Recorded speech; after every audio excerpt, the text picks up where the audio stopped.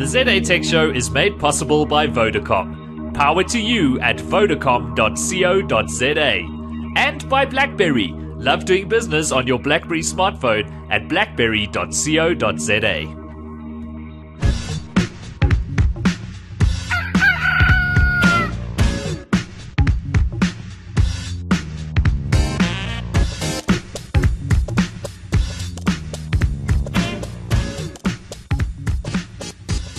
Hello and welcome to the ZA Tech Show, episode 178 for Monday, September 26, 2011. I'm Brett Haggard, and we are finally here after about 17 minutes of technical shenanigans. Apparently MacBook Airs don't play extremely well with multiple inputs and outputs and USB stuff. But we're here nonetheless, and we're here to talk tech. And with me tonight, I have Mr. Ben Kelly from Mail and Guardian and Ungeeked. Good evening, Brett. I wasn't sure what to call you. I almost called you Simon and Stephen at the same time. So he's having Steinman. a bad Steinman. And that, of course, is Mr. Stephen Ambrose from Strategy Works.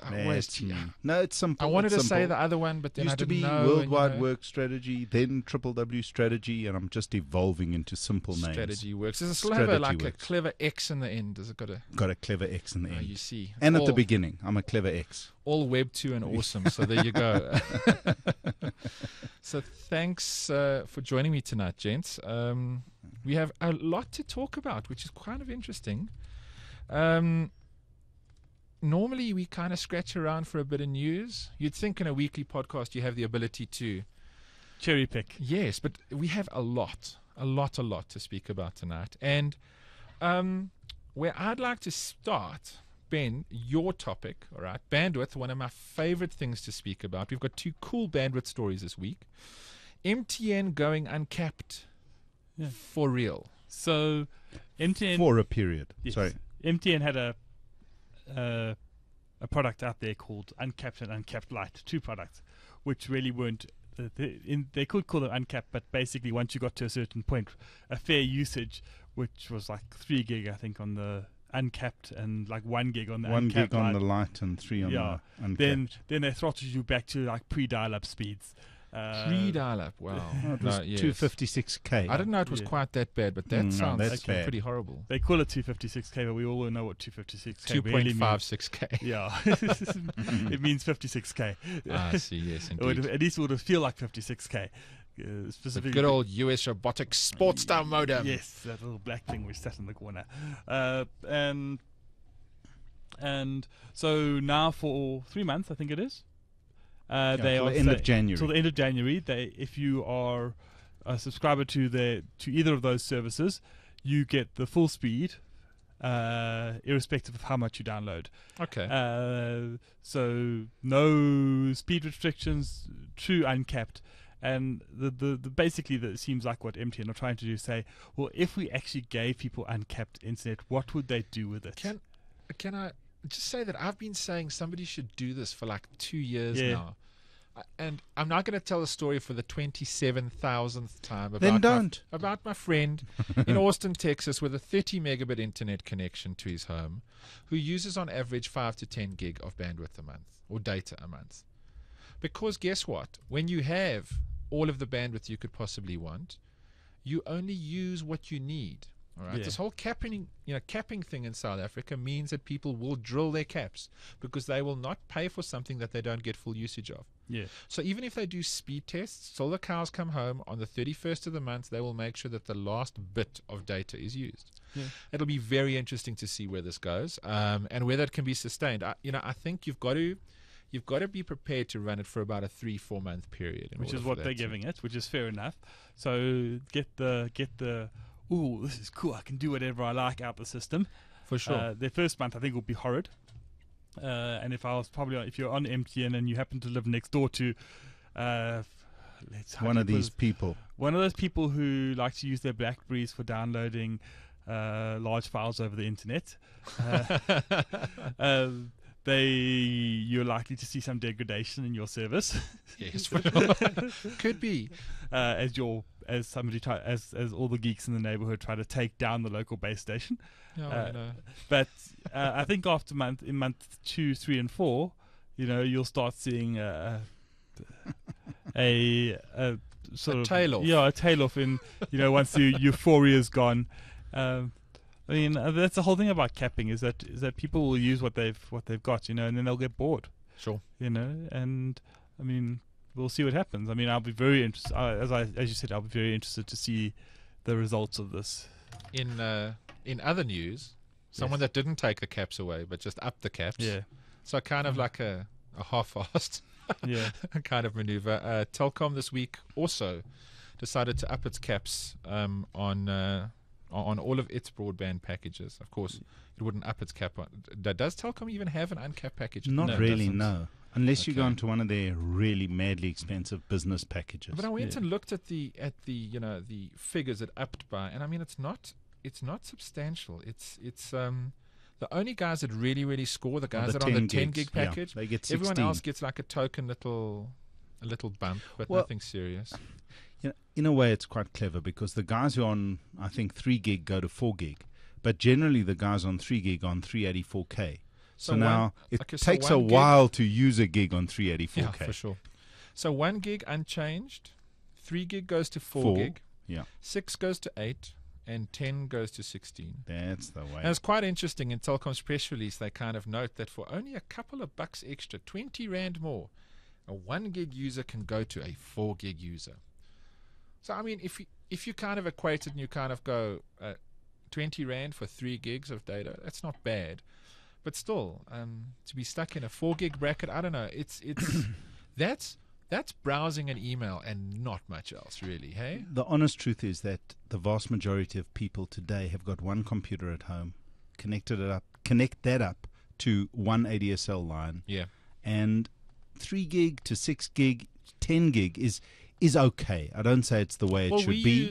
We use under 10 gig at home, but that's because I have a gigantic line at the office, which I give people free rein to abuse, right?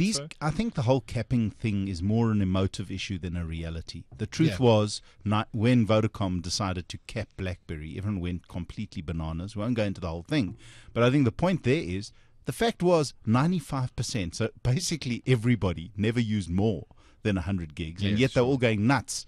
100 megs, sorry, not gigs, I wish. 100 megs, but they all went nuts because something was being taken away. ADSL is slightly different. No one ever got it for free. And even on the so-called uncapped packages, you find the contention ratios are pretty high, so the performance and the experience is not great. So there's always a compromise. The bottom line is our infrastructure doesn't support true, solid, high-speed broadband, which is a real challenge. Although, dude, I don't know so much. I've seen some really encouraging stuff recently. 10 meg where it's working is fantastic. Where 10 meg works, no, it's absolutely. Really nice. You can truly stream, and you can do a lot of things you couldn't do at 4 meg. But so the moment they try to push my line, and we're on the Bramley exchange, the moment they're trying to push our line up to 10 gigs, it syncs at 5, and it's unusable. We have to clock it down. We have to throttle it back down to 4, and then it's dealable. But I'm still getting about 2 to 3% packet loss on a 4 meg line because there's just ridiculous amount of noise in the oldest exchange in the country. I think it's not the exchange. I think it's that dirty old wire that runs all the way down from Louis Botha Avenue. I think it's actually the exact place where Noah's Ark was parked originally. And he dug the original copper out of the ground. Indeed. That's a real challenge. Poured the copper in little channels down to your place. Anyway. So copper's a huge problem, and hopefully we'll see some big movements in the fiber side because that's actually the answer. You can fool copper so long. There's fiber in my area. That's the weird thing. They trenched, and then they apparently made a mistake the first time around. So 6 months later, came and trenched retrenched. Again. No, that was someone else trenching. Oh, yes, everyone's trenching. It's fantastic. No, all the cool kids are doing. Oh yeah, all the cool kids are digging trenches. In fact, I tell you, if they offered me some free fiber, I'd get out a spade and dig a trench. There's no doubt. I want to dig up my driveway. Dig up the neighbor's driveway. In fact, a well-trained gopher with a little propeller wire on his nose to go and find me the fiber. But it's good news news. Let's be honest. All this uncapping, all this broadband wars is good news. Yes. The fact is the internet is maturing in South Africa. People are going online. Yeah. We're getting access. Soon we'll get services, hopefully like Hulu or something where you can stream movies and that instead of downloading them. The local peering and caching is going to be the only way to really get that into South Africa efficiently. Looking at it, I hear from very, very reliable sources, but no one at these actual companies, but people close to these companies, that both Microsoft's entire gambit of live services and the Zune stuff will be here before the end of the year, and the iTunes stuff will be here before the end of the year too. That, I think, is going to be that major groundswell that gets the Netflix and the Hulus and all of these guys. Well, absolutely. Suddenly they can see there's a market. And I must admit, I've also heard these mumblings floating around. So maybe South Africa's joining the mainstream as far as internet and web content goes. Well, you know what and if that happens, I think there's going to be... The truth is they will drive people online, because suddenly there'll be a reason to go online. Put that stuff on a local loop, and suddenly we're talking about fairly decent performance. I think the biggest problem right now is that it needs to traverse a huge geography across the country before it hits a point where it hits an undersea cable, and then there's this gigantic distance it's got to travel there. Well, I don't think that's a big deal, because quite honestly, we've got such overcapacity currently into the continent via all these various cables. But the fact is, when you've got a local server, it means you've got a local commitment. So when Microsoft set up servers in South Africa, suddenly they need to utilize those servers. So there's a commitment to offer services based on those servers. So it's a mindset. We've got the capacity, and sure, the costs are pretty significant, but there's nothing like having networks on local networks with local servers with local content. That changes the whole picture. Just in terms of that commitment, Stephen, the one thing I didn't mention last week, and again, I think I was fairly jet lagged, kind of stumbling through a lot of the build reportage from last week. But the one thing that I don't think I got to discuss last week was the fact that with Windows 8, there's of course this whole store environment that's coming through, very much like the Mac App Store, right? And you're essentially going to be able to log on, pay with a credit card, and buy full-blown applications for your Windows desktop or notebook or slate or whatever the case is. Now the interesting thing is, like a normal, diligent little South African journal, I put my hand up, or not so little South African journal, I put my hand little up, doesn't describe you well. and I asked Steven Sinofsky, is this going to roll out simultaneously with the rest of the world? And he tapped on around the topic a little bit, and I then mentioned that we've only, of course, just recently got Xbox Live, at which point, probably the wrong thing to say, because he got a little bit upset with that and kind of shut the question down. But then chatting to some people afterwards, I basically got confirmation of the fact that entire App Store ecosystem and the infrastructure that will serve that up is served off the back of the current update servers. And we do have local update servers in South Africa. No, we have access to the CDN. Yes, Akamai host it for Microsoft locally. So same thing really from... No. Well, look, it's not the same as having Microsoft servers locally. It'll be served up through that infrastructure, all right? That's possible, yeah. So the reality is, possibly with that combined with Zune and a much better Xbox Live experience and a couple of other things thrown into the bag, it's very clear that the cloud stuff is a major play with Windows 8. All of that stuff combined makes a very, very strong case for putting down local infrastructure and local servers. And I think this may be the reason we're talking about something before the end of the year, because you don't just put that infrastructure down a couple of months before an operating system rolls out, absolutely, right? You put that down way beforehand. You do extensive testing on it. You make sure that their backhaul is working and the distribution down to every single client computer is working really, really nicely. So yeah, let's see. I think that could possibly create a scenario. That's why I am believing the stuff about Zune, not just the fact that I'm getting it from very reliable sources, is the fact that there's other stuff at play that could possibly mean, it's our it's market's coming, maturing big time, and the edge of the internet finally is moving into Africa, which makes a huge difference. It took a while for all the cables to bed down. It took a while for all the data centers to go live and to get sorted out. And I think we're going to see more and more of these services coming to South Africa and Africa. And it's a big market. I mean, Nigeria, 155 million people. There are 40 million people in Nigeria on the internet. I mean, that makes us look silly where there's 7 million in insane, South right? Africa. So Africa as a market, I mean, let's just forget South Africa, but Africa as a market served out of servers in the continent is the next big thing. So I think we're going to see some really rapid fundamental change coming to the whole internet infrastructure and the services offered. I hope I'm not dreaming, but I'm sure it's coming quite soon. Personally, I think that Africa could end up being a place that the rest of the world outsources its cloud to, from the perspective that. So I've heard a couple of people speaking about a lot of hydroelectric projects that are very, very efficient and very effective in Africa right now.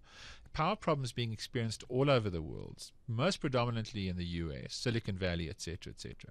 So look at placing a data center right next to a hydroelectric facility in Africa. Right? The missing link right now, the missing little bit, and it's going away really quickly, like you said just now, is the bandwidth portion.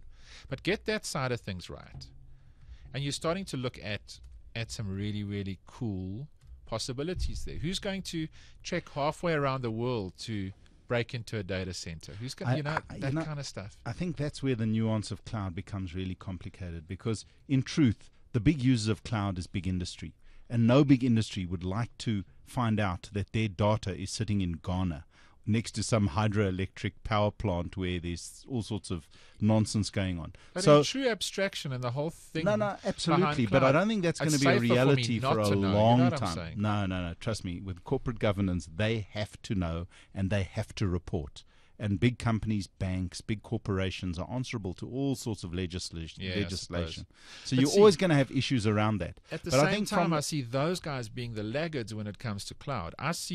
Not at all. Not at all. I don't see banks embracing the private cloud thing most definitely, but they're never are. going to embrace the full tenets of cloud in terms of, I'm going to have no infrastructure. I'm just going to have fat pipes, and I will... don't get carried away with the hype. You can jump in here, but don't get carried away with the hype. The fact is, a data center is a data center. Doesn't matter where it sits. Sure, but I mean, then are we just giving it like another rad name? Yes, absolutely. So, there we go. Great. I mean, people are using cloud internally, but I mean, you're talking about banks. It's virtualization, man. It's not cloud. Yeah, I mean, banks are going to be. Come on. I mean, no large organization in the short term, at least, is going to let go of its production systems. I mean, all they're using cloud for is to cut the cost of development and testing. See, but the truth is, a lot of research has gone down, and the bottom line is, moving your infrastructure to cloud doesn't save costs. What the biggest benefit of cloud is scalability. Yes, and speed of scalability. So, in other words, if you need 20 more servers, they're on tap. Whereas before it would be a build thing. So, but the costs themselves don't go down. Cloud's great, and I think cloud has got much more applicability to mobile and consumer. True cloud. In other words, you don't know where you're working. Yeah. It doesn't matter what's happening as long as the stuff happens. Sure. But cloud for corporates and cloud for business is a long way down the road before you can dematerialize all those servers hanging about. Yeah. So there's a lot happening out there. I see the big companies being the guys that will truly embrace that last. The small companies and medium companies will make that shift a lot more simply. In fact, I would argue that a lot of small companies are already completely cloud-centric. Absolutely. I think my company is completely cloud-centric. A lot of small companies are using the cloud, and I mean a lot of local companies in South Africa, and we're 100% cloud-based. And there you go. And if your internet goes down, you all go home. Anywho, no, we don't. You whip out the MiFi and the cell. Not a colloquialism for something else. It's actually a device. We whip out the MiFi, make coffee, and reconnect to the internet. Even when the power goes down, I mean, it's a double win there. So let's quickly get a couple of other bits of news out of the way. Alan, not Craig Jr. buying Mxit, and a lot of mixed feelings on this. A couple of people I've spoken to have said, Rad, he's definitely going to be the person that's going to take it to the next level and everything else. A lot of people I've spoken to have kind of gone, well, hasn't it kind of reached its peak and now it's on the way down? So is it that good an investment? I know it was an alarming amount of cash. No one's committing. Paid for. No one's committing. Oh, is it? No one's committing to how much money it is. Okay, so there's just rumors. There's lots of rumors about the money. The truth is, I think the whole paradigm of communication is changing, and perhaps Herman Hiernis, who started Mxit, is a smarter cookie than they all take him for. Sure. Well, look, he's out of there, and And that's I personally amazing. would not have that on my watch if I just bought something that was so paradigm shifting and new and popular and everything else. I And wouldn't have the head honcho okay, ducking. buy now. It's like buying Facebook, and Zuckerberg's like, Thanks okay, for the money, boys. Have a Bye. nice life, see ya, yeah. fools. I'm out of here. I don't know. I wouldn't be comfortable with that. I mean, I've always just had I know this is petty and silly, but It's always petty and silly. You know, Shoot. the fact that Alan Not Craig Jr.'s company's called World of Avatar, and it came out, and he like launched it like literally as the movie Avatar came out. It was like, why is this thing called World of Avatar? Why is this? Why did you give the company this name? It's just like sounds like a twee and silly name. Yeah, no, for sure. Big time. and it doesn't inspire confidence in me. But I've never been a huge fan of Mxit. I mean, it's had a huge following. I mean, and Yeah, lots of users. And I'll confess, I've never used Mxit in my and- life. I and know I'm- that yeah. the youths absolutely yes. love it. But yeah, I just think that what we're starting to see is a movement away from Mxit was really fantastic on feature phones, like phones which had limited functionality, like and that could like SMS and make voice calls. and suddenly you could use Mxit, and suddenly you had all this extra functionality and all those chat rooms, and you could converse with your friends. And we're seeing people moving, the sort of more sophisticated youths moving moving to BlackBerry and using BBM to communicate because they get their parents are quite happy to toss in the $60 a month to pay for that. And why would I use Mxit when I've got BlackBerry Messenger and all my friends are using it, and it just works it works to a certain extent as well as Mxit does, and it's a more slick offering than I mean, I find every time I try to sort of look at Mxit, and I will fully put the disclaimer in here that I am not the target market, for sure. that I just found it I found it was like it was confusing, and I mean, I think if you have friends on it who will show you what to do, then like do this, then that's your intro that you need. You come at it without that paradigm, without saying, okay, this is who I want to communicate with. If you just want to look at it, then it's like, well, why would I? It's not like Twitter where you can lurk. Yeah, exactly. And learn. Lurk and learn. But But for sure. it's definitely a community. You have to have almost the community up front before you can use the platform. And with BlackBerry Messenger and WhatsApp to an extent as well, you're actually replacing another communications mechanism. You're saying, you know what, let's toss out this SMS thing, and suddenly I say, well, I know that Brett's got a BlackBerry, so I'll get his PIN, his BBM PIN, and we'll communicate. And even if it's just me and him, maybe then it's me, him, and Stephen, and then it's me, him, Stephen, and Simon, and suddenly this community starts growing. So you can start with one-on-one, and you can grow it out. Whereas with Mxit, as far as I understand, you do need that preformed community to really make it work. to Make get it the value, benefit out of Well, it. time will tell. I mean, one thing for sure is that they're not the world of avatars got some really smart cookies floating around there. for sure. So they maybe see a way to monetize it or see a way to move it, and maybe their money was good, but their vision didn't quite gel with Herman Hiernis's ideas. Well, so look, he decided it was time to move on. But then why did NASPAS sell out at the same time? So my 2 cents worth on it is The I money think was I good. think that there's a business play here, and I think Herman Hiernis wanted to keep it very consumer focused. I think that's Perhaps. possibly what the little thing is. Perhaps. Anyway, But quickly, moving on from that, we mentioned WhatsApp a second ago, and I think the last chip fell today. Oh yeah. WhatsApp is available in the Windows Phone works. marketplace. And it works it's on done, a Windows guys. Phone 7. I On a think non-Mango phone? No, it's got to be Mango. it's got to be a Gotta be Mango Mango. phone. Gotta But be look, Mango. in the next 2 months, every phone out there is going to be No, no. upgradable to Mango. Because the pre-Mango phones won't allow to access the phone book. Yes. Which is a But real problem. Think about that. iPhone, Android, BlackBerry, and Windows Phone. For me, 4 major smartphone platforms in the Away world. you go. all support WhatsApp. BlackBerry is still on BlackBerry. No, you can get WhatsApp on BlackBerry. No, but I'm saying BlackBerry Messenger Oh, it's only on BlackBerry. only on BlackBerry. Absolutely. WhatsApp has now officially become the Skype for For mobile mobile phones. messaging. Yeah. And let me tell you something, what a fantastic piece of technology. I just find it a bit dodgy now and then. Every now and then there's either MTN are fiddling with my signal, but messages hang around or take a while to go through. It's not as solid as BlackBerry Messenger. I was very surprised the other day. So when I was in the States 2 weeks ago, the home button on my iPhone was sticking, right? So two parts to the story. First, you take it into Apple Store, go, hey, my home button's sticking. Is there anything you can do about it? They fiddle around with it. They go, oh, yes, it is sticking, and give me a brand new iPhone, which I thought was kind of unlocked and the whole thing. Brand new. Here you go.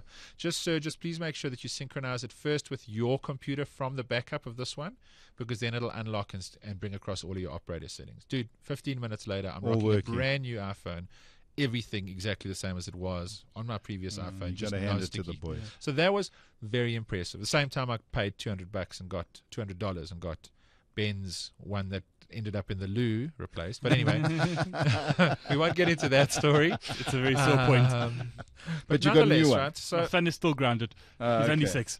Shame, man. So 2-3 days later, I get an SMS from Andy Hadfield going, hey, dude, why are you no longer on WhatsApp? And I was like, that's a bit strange. And WhatsApp doesn't transfer so I open well up across WhatsApp devices. and it goes, hey, you're on you're on a new device, all right, that we haven't seen before. Just give us your cell phone number and we'll register you. So I'm like, oh damn, this is going to cause problems. Give it my cell phone number. Your South African cell phone. My South African cell phone number. SMSs me in the States with a configuration message. Bam, back online. Every single one of my contacts working, and suddenly all my WhatsApps are coming through again. No, it's so a slick system. Wow, it's super polished. It is like really a slick system, and it makes a huge difference. And that's actually a really good point. Sorry, they're raising in the chat room that WhatsApp also works on Symbian phones. It does work Series on 40 Symbian phones. So, and Series 60. Yeah. So all I think Symbian that's really, really cool. So I think it's going to be really interesting to see what happens to. I think so much of BlackBerry's value propositions coming under fire right now. No, not yet. Not in a place like South Africa, and in many countries around South the Africa, world. No, South African mobile data is some of the cheapest in the world. Sure. And I mean, in many places in the world now, you're starting to get sort of bundles on BlackBerry. Certainly in England, on prepaid for £5 a month, you can get BlackBerry, which is equivalent to what we're paying here. And instant messaging is free. Yeah. And I mean, it makes a huge difference. So when it comes to pure cost effectiveness and a completely cohesive sort of environment, the BlackBerry has got it waxed. When you're on an Android phone or any other phone and you start using data, even something as efficient as WhatsApp, it starts costing money. And it's an uncontrollable cost. That's, as we were talking about capping with ADSL, when you've got an uncontrollable cost, people get nervous. If you've got insurance, and that's why they got so upset with our dear friends at Vodacom, when you've got insurance that you're not going to ever worry about sticker shock or an unknown quantum of money that you're going to have to fork out at the end of the month, it changes the way you behave. You just WhatsApp or whatever you want, BBM, whomever you want. And it does change the way you behave. So I think BlackBerry are not on the way out, but I think they need to do some serious thinking around their packages and devices and, I think, system. So what I was going to say was, what I said was, I think that their value proposition is coming under threat, and it's beginning getting challenged. Well, they've got challenges. What I'm looking Hopefully forward they to, think quick. They're a smart company. Yeah. I'm seriously hoping that something rad comes out of them. I'm sure it's going to. I mean, they make good devices, and they came up with a rad value proposition in the first place. There's got to be a way to evolve that and make it more relevant. So let's see. Yeah, I mean, I find it quite interesting. I mean, the going from an iPhone to a Windows Mobile non-Mango phone, yes, and then back to an iPhone, and getting WhatsApp back was like, it's just like you get. Well, now wait a few weeks, get mangoed, and then go mad. Yeah, for sure. Yeah. Go get mangoed tomorrow if you want. I mean, there's tons of guys that'll do. Although, I mean, I have to say, there's like certain things. I mean, I was just the comparison of the Foursquare applications. Foursquare in terms of how fast it finds me, how accurate the results iOS are. Is brilliant. And it's, I mean, I don't know if that's iOS with its locations, why, or whether it's Foursquare just not taking the time to really optimize their app for Windows Mobile. But I promise you, I mean, I hardly used Foursquare at all while I was on Windows Mobile because it was just a pain in the ass. And as soon as I got my iPhone back, it was like, I'm just checking home. I'm checking in and because it literally is, I flick open the app, I go check in, and guaranteed that whatever's at the top of my list is top 3 on my list is where I am, you know. Whereas with Windows Mobile, I was consistently looking for stuff. Oh, well, look, I must say that the Meego update transforms Windows Mobile. Oh yes, it transforms it. You've got proper multitasking. The push works brilliantly. But the whole system is more responsive. Foreign, which I kind of like. It's like if you're used to using Windows Phone, it's just better. Like such a rad evolution. It's not you don't feel like you're using an entirely different operating system. Even one that's been upgraded, stuff just works so much better on it, which is cool.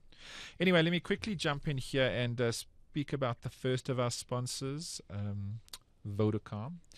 And we're obviously very, very happy to have them on board. They've given us a ton of support.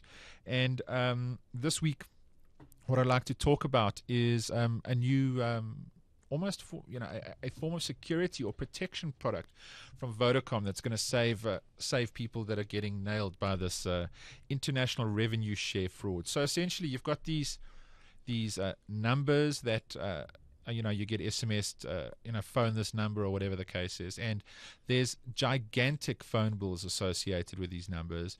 They're international numbers. You get charged these massively premium rates. People are talking about phone bills in the 120,000 rand kind of range, which is pretty scary. This new scam that's going on. People. It's that bad. So the traditional way of kind of performing the scam is what they'd do is they'd send you an SMS, and you'd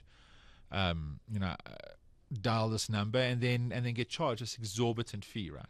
So what's happening now is they've apparently now started targeting these theft syndicates, and what these theft syndicates do is they steal your phone, and the moment they've got your phone, they phone these numbers repeatedly and drive up these ridiculously high phone bills, right? So Vodacom, kind of clever, has done something for its contract customers.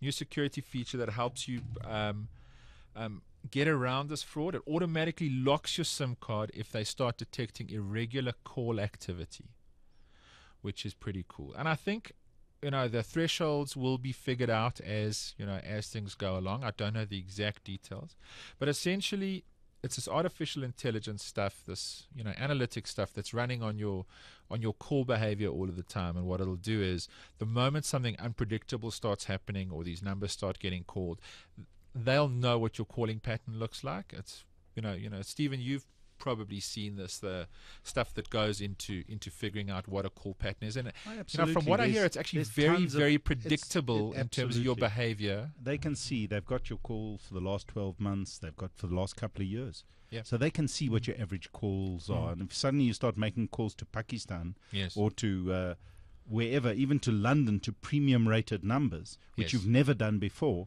after 2 calls, the system says, hey, this is not exactly right. So what this does is it'll keep an eye on significant increases in call values, right? Any suspicious international roaming calls that appear to be out of the ordinary, and I would assume call volumes. High call volumes would be the other thing it would look at.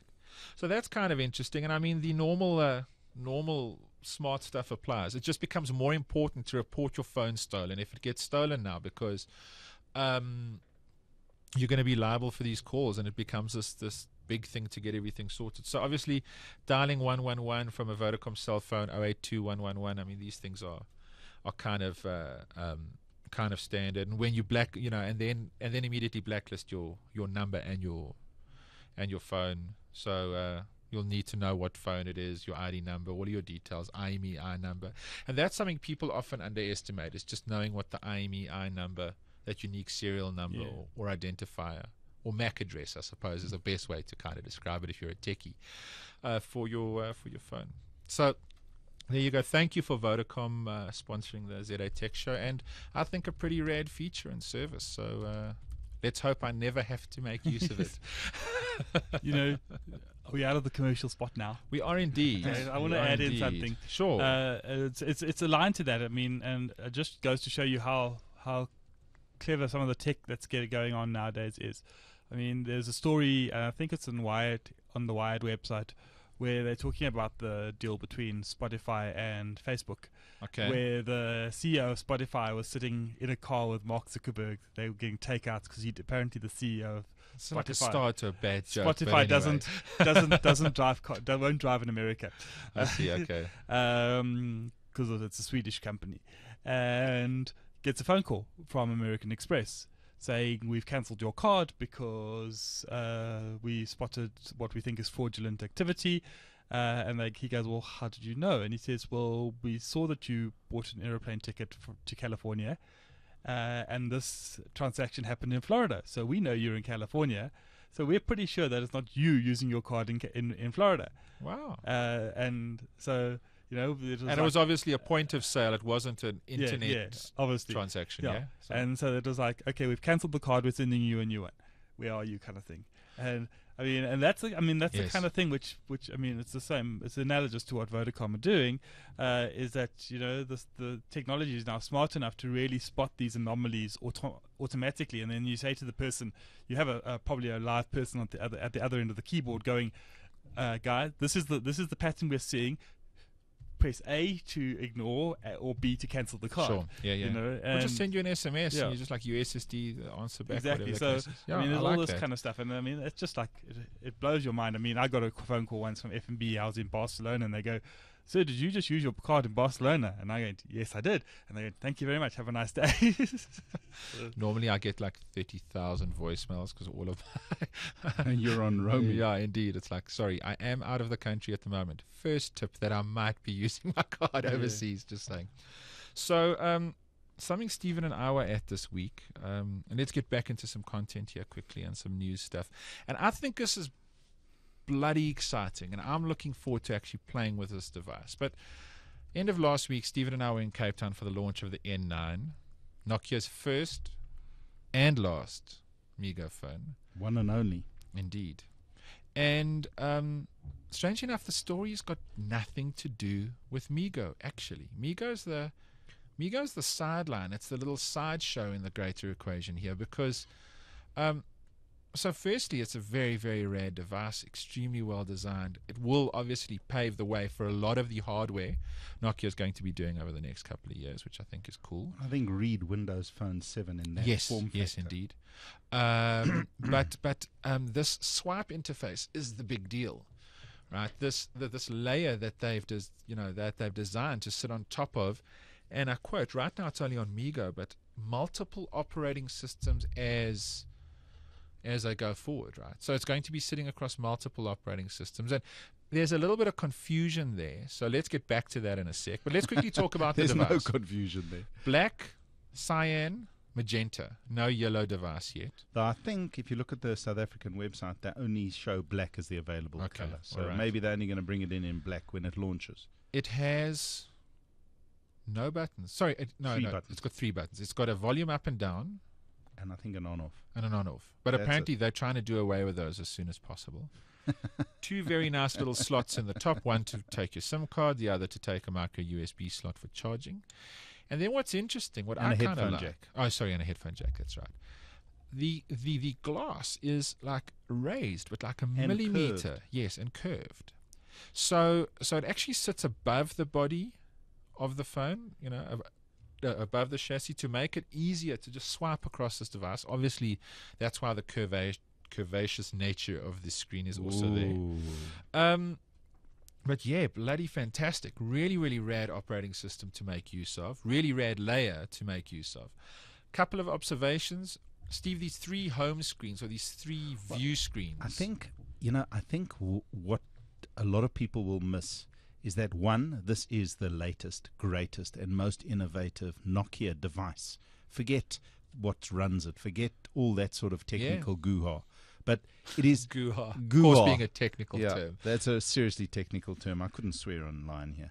But anyway, forget all that stuff and just accept the fact that this is one slick, futuristic, beautifully made device. Very minimalist.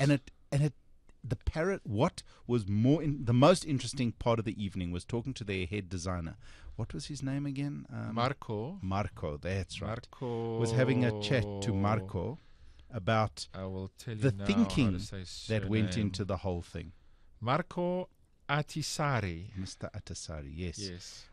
And the thinking that went into the creation of this device, the thinking that went into the swipe interface of this device. Yeah.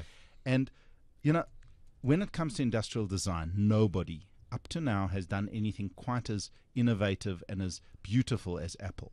But I think this is one device for the first time that has that same elegance and quality that people have come to expect from Apple. So from the perspective of manufacturing, Nokia have done an unbelievable job on this device. There's no doubt. Steve, I'm a self-confessed Apple bigot. No, Fanboy. don't say bigot. That's a wrong word. You know what you are. You're a fanboy. Just I'm a accept fanboy. it. But you know what? This seriously, it's an exciting device because it does shift that entire paradigm. It's like these three home screens. Only three home screens. So the one is the event screen, which shows you all of the latest stuff. So your RSS feeds, how many emails you've gotten, gives you previews of those. The standard stuff that you'd expect from numerous little widgets on an Android. All right, and on iOS 5 from that little pull-down little status screen or whatever you want to call it, but pretty much something that gives you a one-shot view of all the stuff going on your phone, right?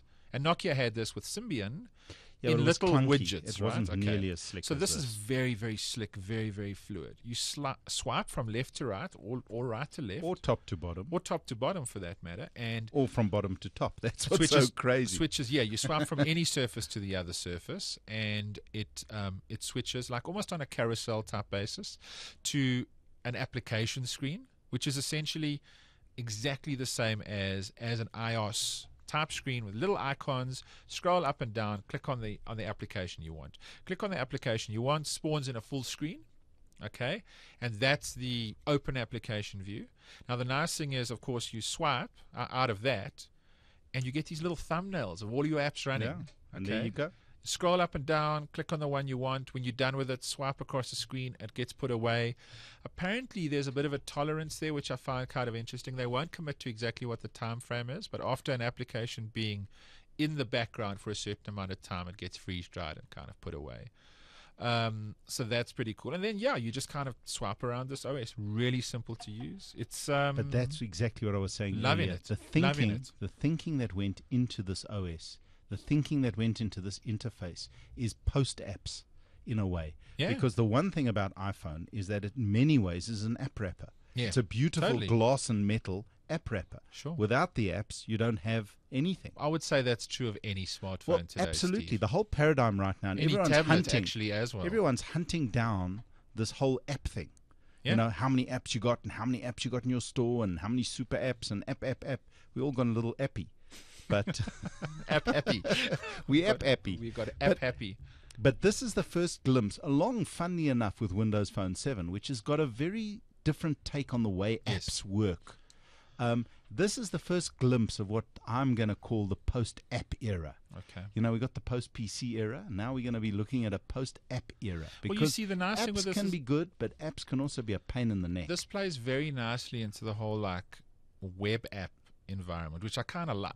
I think, you know, apps, you shouldn't have to develop for a specific platform. You should be able to develop really rich functionality powered by the web, embedded piece of HTML code, and it must run on that. But I think it must run on that device. It's going to be easier for everybody making apps for multiple platforms. So. Well, the other thing that we're starting to see, and this phone actually embodies it, because here we go. One of the key drawbacks of Meego, and they call it Manhattan. Oh, what a weird name. But anyway, that's its real name. It's Meego OS 1.2 Manhattan. It probably means like the equivalent of sayonara. Sia wouldn't want to be here. Yeah, Sia some other week. But hang on. That it's gone. The point being is there is no app store. Yeah. There is no app store. So what comes on the phone is what you're going to live with. But they've done such a bang-up job of putting almost, with the exception of WhatsApp, they say putting 100 top almost all the top apps on the device and making more available as they come up down the road.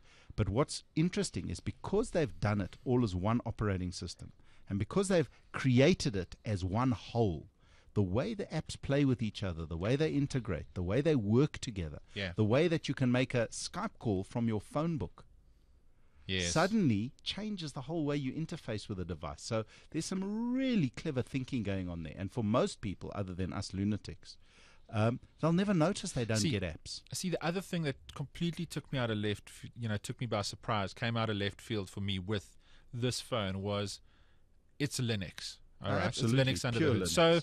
So when we saw the first Maimo phones and stuff like that, we were all like, ooh, really getting our geek gene on, really getting our geek on. Oh, look, I can terminal from this thing and da-da-da-da.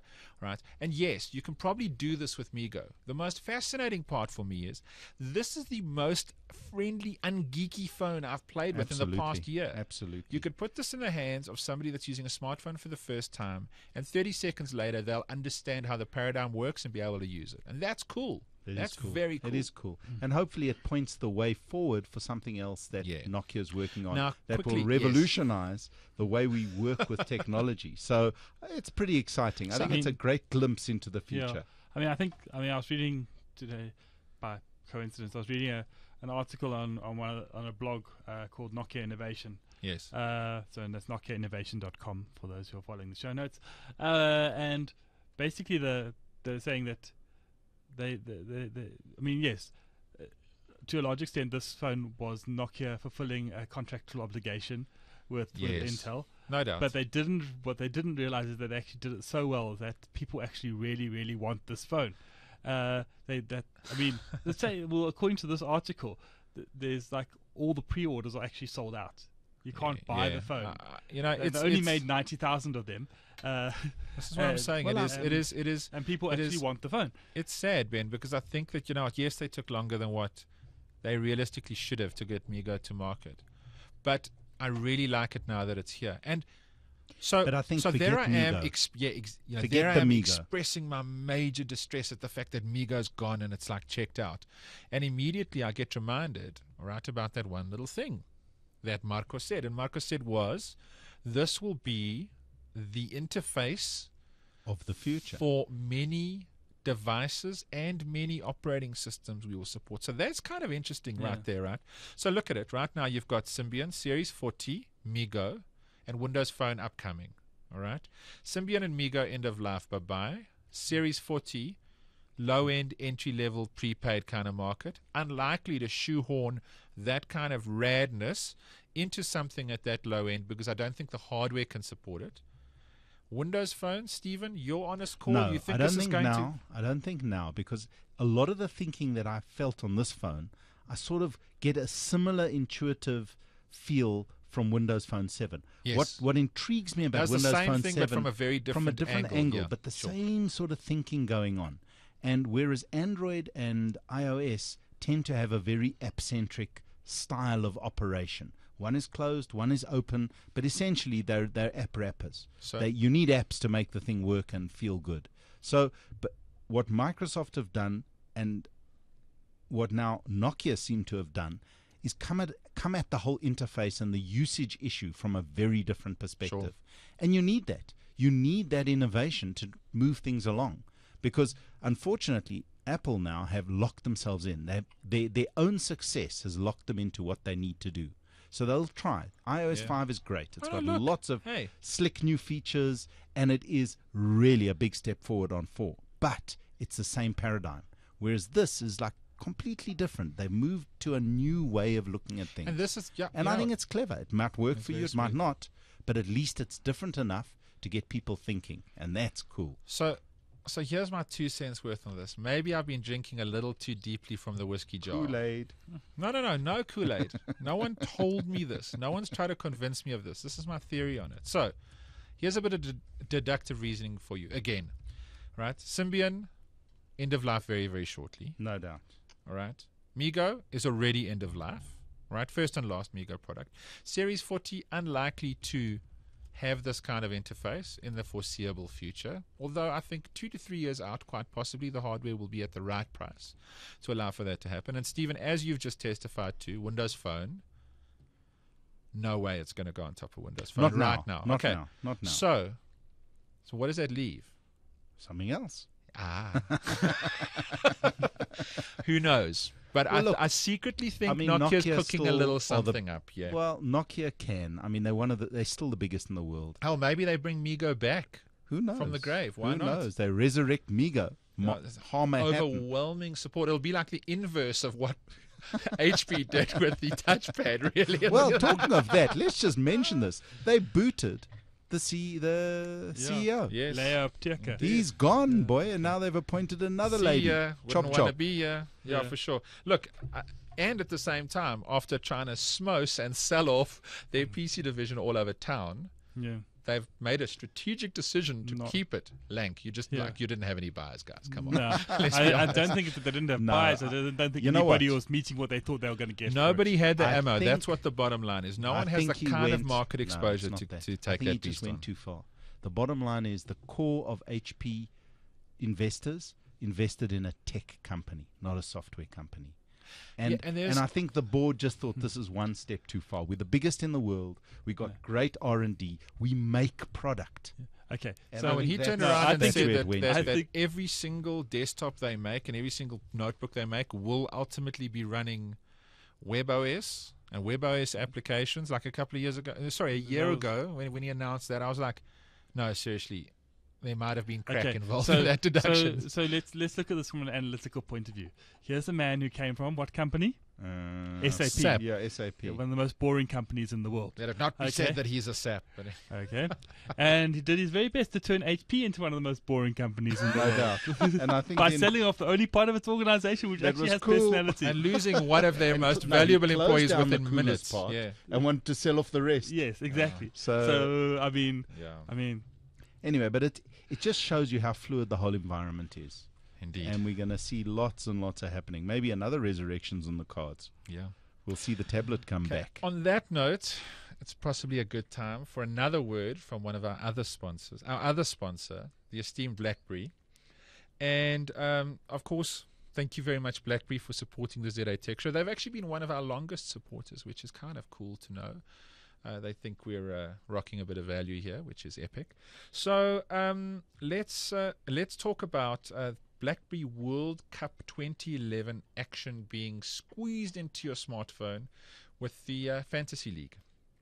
And so essentially, BlackBerry has all of the excitement of the Rugby World Cup 2011, bringing that to South Africa with a BlackBerry Rugby World Cup Fantasy League based on the real world Rugby World Cup.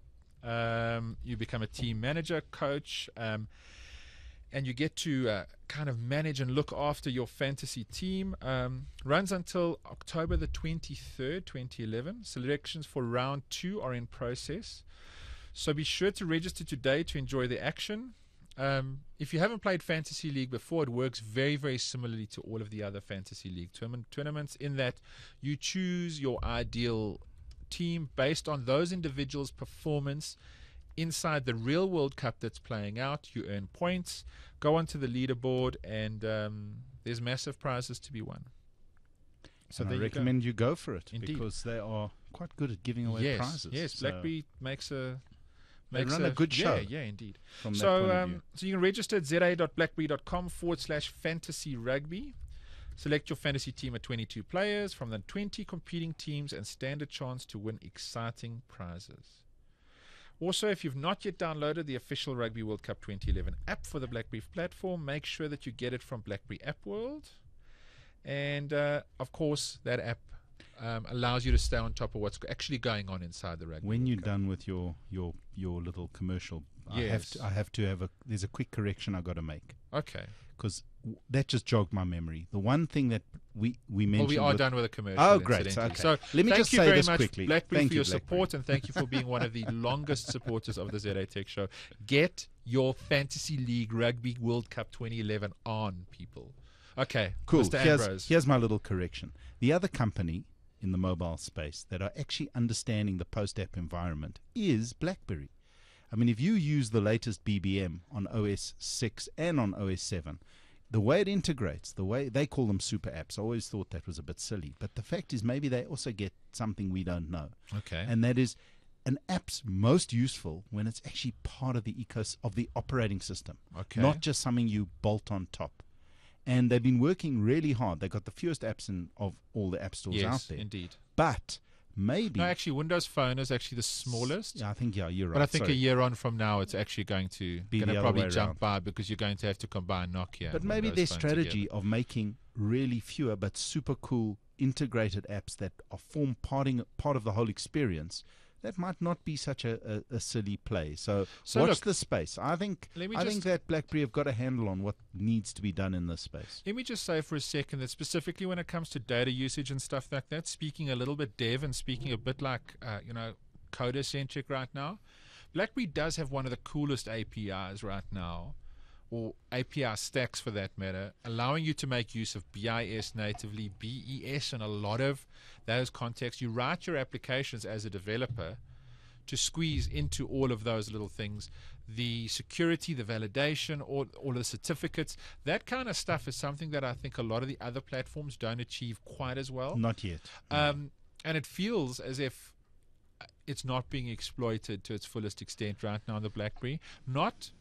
Not for any other reason, but I think, for some reason application developers are not making use of it. I actually must tell you, the reason I think what's taken the cool out of BlackBerry is their devices.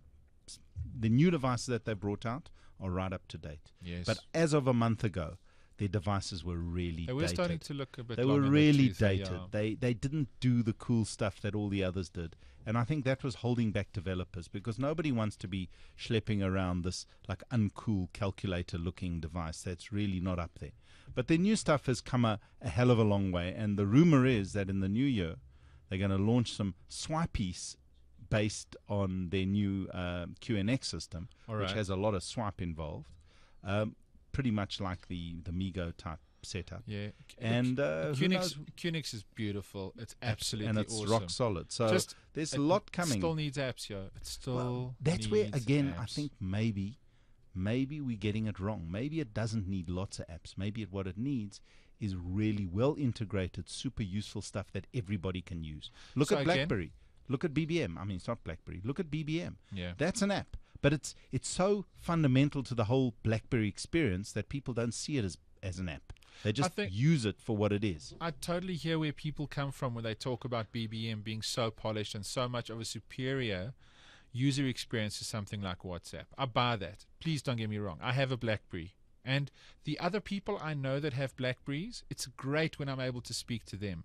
But the reality is that people have other phones. No, it's not cross-platform. I'm not arguing. And that's what I think the stumbling block is there. So it'll be 100%. interesting. You know what? It's I just thought I'd correct that because they also seem to have a handle on the post-app environment, or at least, as they call it, the super app environment. To your point, the one thing I buy, and just to quickly jump around for a sec, the one thing that Marco from Nokia said that made a lot of sense for me, he said he understands to a certain extent why people are so app obsessed, but he thinks it really doesn't stretch beyond the 100 core applications that people need in order to make use of it. Probably not. And that's covering all of your major social conduits, all of your real business applications, that kind of stuff.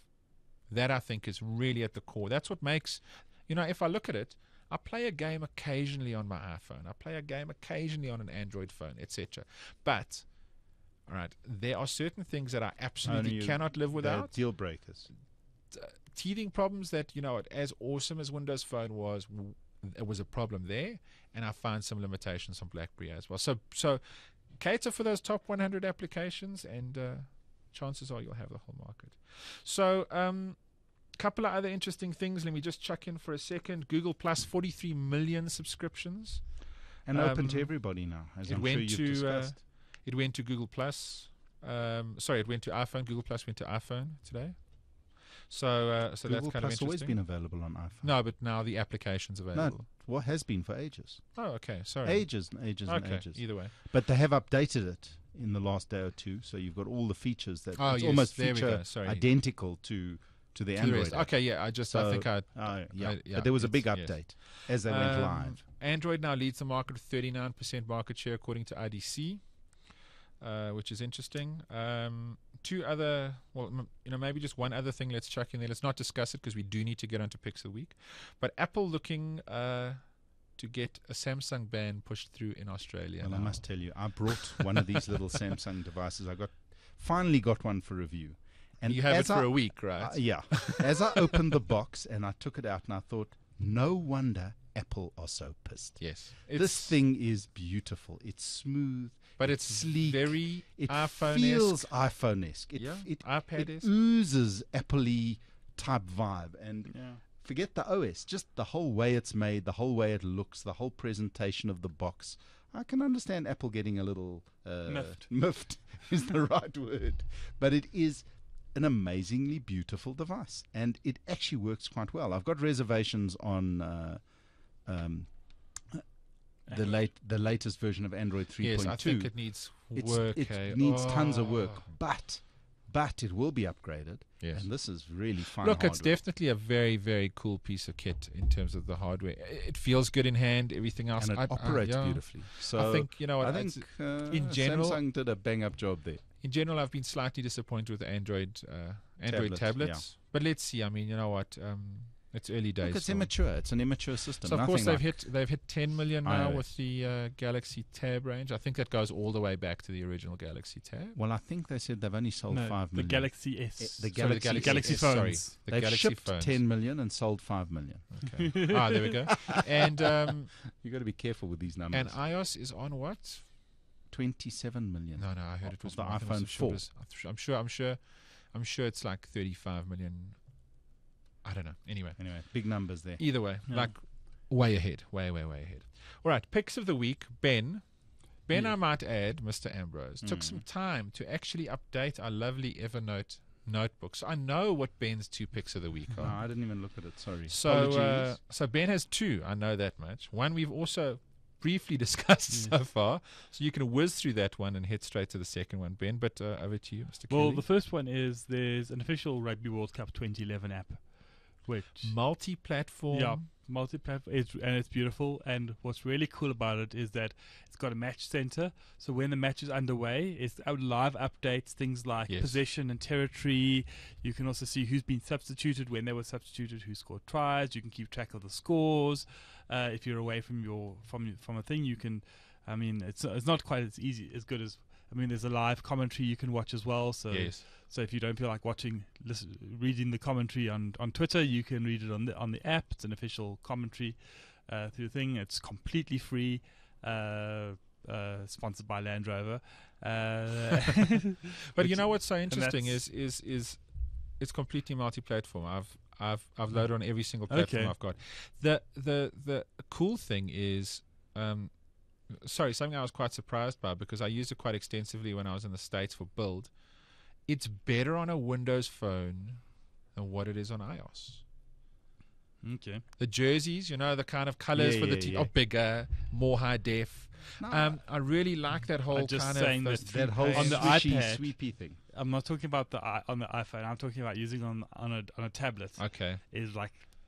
Really, it really is almost like a second screen experience. You can sit with it in your lap, read the commentary, watch the game on the TV. You can do both at the same time. See, that's how apps really should be designed. Yeah. Is a supplemental, kind of information great. I mean, sources. It really is top notch. Okay, so you just search for that in any of the app stores of any of the smartphones or tablets. Yeah. Okay, great. Second one is I have been a fan of BBC Radio 4 for a number of years now. Okay. And the BBC puts out a huge amount of their programs as podcasts. Yes. I listen to a thing called Start the Week, which is 4 people who are doing interesting things. They could be novelists, filmmakers, they could be curating an art exhibition. So you get 4 interesting people who have all done their research about the other person's stuff. So if somebody's launching a book, they've read the book. If it's a film, they've watched the film.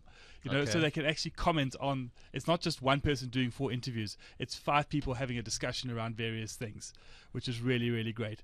But one of the things they've done, and this was live for last week, went live last week, is they've dramatized a book called Life and Fate, which is essentially about World War II and Stalingrad, written by a Russian novelist called Vasily Grossman, who nobody's ever heard of.